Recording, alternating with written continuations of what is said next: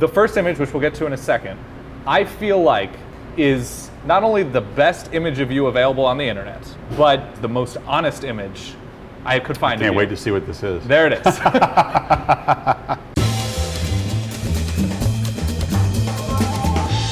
So I'm a lightweight, and this is gonna be fun.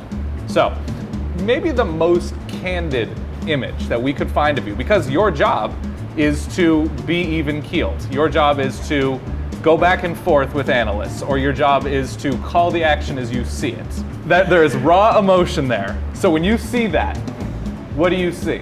Well, I remember it like it was yesterday. I mean, that was a game that reshaped the national championship chase, because Texas went into Lubbock in a position to be in the playoff, and they left as losers, and Crabtree breaking free, and that is the reaction when I realized that he's going to score and the championship chase is going to change. And I had no role other than to be a fan and watch the game and get ready for the post game, and that is the same stunned, honest reaction. It's not enthusiasm like, oh my God, Texas Tech's going to beat Texas. It's just like, I can't believe I'm 6 feet away. Yeah, you're on the 5-yard line. This play is going to be remembered for a long time at both schools, and also remembered in the context of changing the way that championship was won. Can you recognize the place you're in? You're calling a national championship game, you're calling a Rose Bowl, whatever the case is, and like we can go to the next slide here because this is another person who has done those things, Keith Jackson, who is obviously a legend in sports media and college football. Are you able to recognize that you've not only received the torch, but you are in this moment that is bigger than yourself? When you document a game, you definitely feel it's a lot bigger than yourself. I mean, I think you're just one component to it. But when you first do the job, you go from being a fan, being a consumer of thousands of games on TV, right, to being the one that has to figure out what to say, find the words, right, find the phrasing, something that Keith was a genius at, and so many others have been great at, and have you pre-planned, right way. Like Jim Nantz? I don't think it really works. And right. Al Michaels didn't sit around and think about, do you believe in miracles? It just came out because who would have thought the game would unfold that way? If you sit around and think about, geez, how's this match going to unfold, or what's going to happen in the next 4 hours on this football field, that I'm going to have the right thing to say at the end. I mean, what wasted energy? I mean, the great unknown, right? The mystery of it. That's why we watch. That's why I get excited calling it. You just don't know what's going to happen, so I don't know how you can really prepare. So you talk about the rhythms of broadcasting and play-by-play. You hosted a TV show. Game day was definitively a TV show, whereas calling play-by-play is part of a bigger thing. Everybody is there to watch football players play football, but when you host a TV show, people are there for the conversation. Was that something that you miss on any level? I miss it because, I mean, you look at that shot, you got the Washington State flags that were there wherever we were. Every week. And that backdrop, the ingredients that help make game day what it is, you can't be replicated anywhere else. Right. I said I love doing events. Well, game day, although it was a studio show, wasn't really a studio show. It was more like an event. Right. And it was an event on campus that it had a life of its own, aside from the game.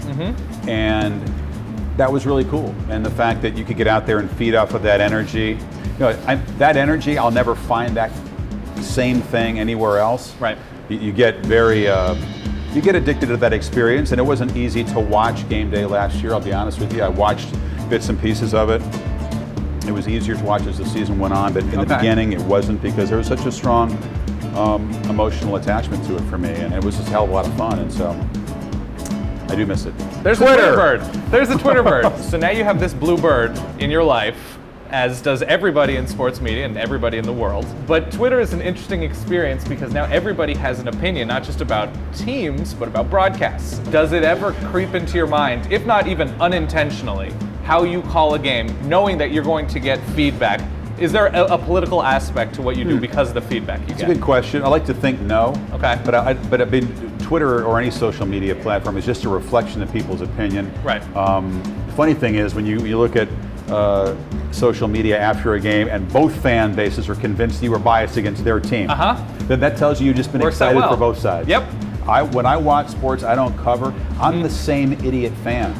But I have the same rash opinions. Sure. Whether I'm watching Chelsea plays soccer, or the Blackhawks or the Avalanche, or the Broncos. I mean, I'm a fan of teams. Next slide to me is kind of interesting. So it's Jesse Palmer eating ribs on Good Morning America. So you've been working in sports media for decades. Has it ever crept into your mind to say, I want to stretch a different broadcasting muscle? I want to host a game show. I want to host a morning show. I want to host the evening news.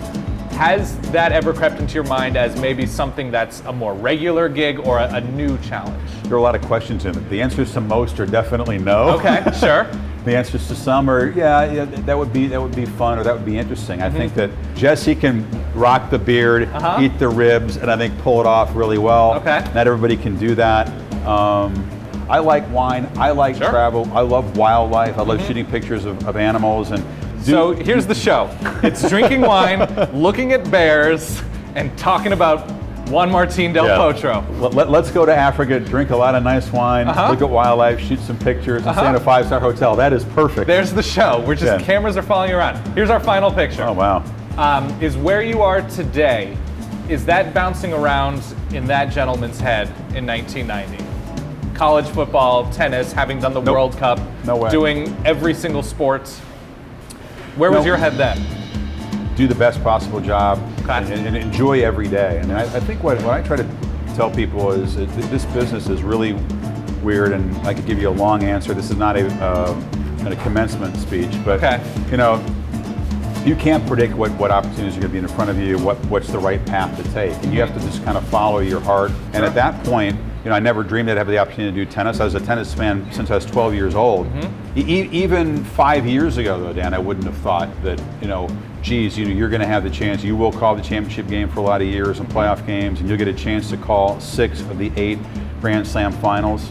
Yeah. Something that is so humbling and such a source of pride. You know, no one's been able to do that before, because no network's been able to present 6 of the 8 Grand Slam finals. And while that may not mean something to the average fan or even the average broadcaster, it means a hell of a lot to me. And you know, I would never have set out to do that or thought that was possible. And no catchphrase.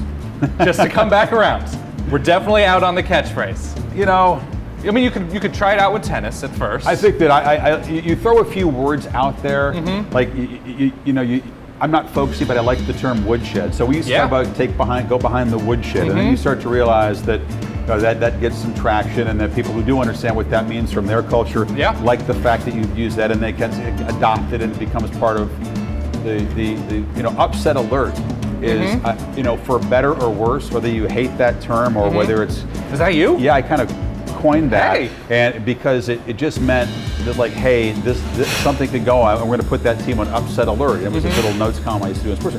So then you start seeing, oh my God, that's on a crawl. Like, that's a graphic upset alert, or it's have a legacy. It's being used for many sports, not necessarily something to be proud of. But, but I think that's better when you don't set out to create a catchphrase, but you sort of you maybe come up with something that speaks to people and gets adopted.